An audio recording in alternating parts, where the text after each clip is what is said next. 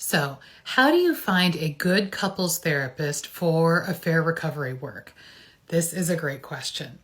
So, the first thing that I would tell you is that most people benefit more from doing individual therapy at first rather than couples therapy.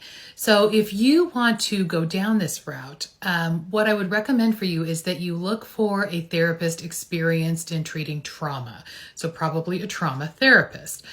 The reason I recommend this is that going through an affair and experiencing a betrayal is a big trauma.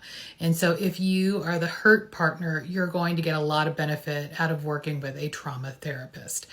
Now, if you are the partner who betrayed, you probably also have some trauma in your past that needs a little bit of attention because it's likely that that caused you to avoid conflict and learn how to cope in some interesting ways. So I think individual therapy with a trauma therapist would be great for you as well. So that is probably my first recommendation, that you do that individually, but a lot of people want to work with a couples therapist starting pretty soon. So if you do want to do that, then you need to look for a couples therapist who's very experienced in working with affairs. And so I would like you to see somebody that has experience with emotionally focused therapy or the Gottman method of couples therapy. And we also want to make sure this person has a lot of trauma training.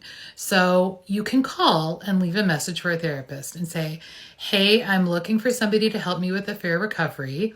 I understand you're a couples therapist. I'd like to know what your method of couples therapy is and how much, trauma experience you have. Can you call me back and tell me? Really reasonable thing to ask. And then if you actually get on the phone with them, ask them a little bit about, what's their sort of philosophy about helping people heal from affairs. Do they think that people can heal from affairs?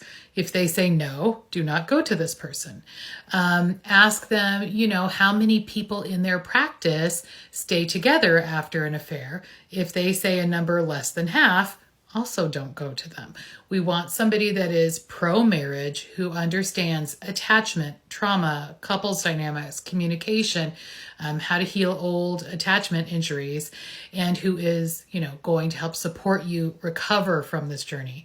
And then you may still every once in a while touch in with your, individual trauma therapist. So I hope that helps you pick somebody great. I do have some referrals on my website if you need them. You can also look at some of the referral sites online, but I think just call around in your area, talk to the couples therapist, see who you get a good feel from, but make sure they are pro-marriage. It's really important. Okay, hope that helps you.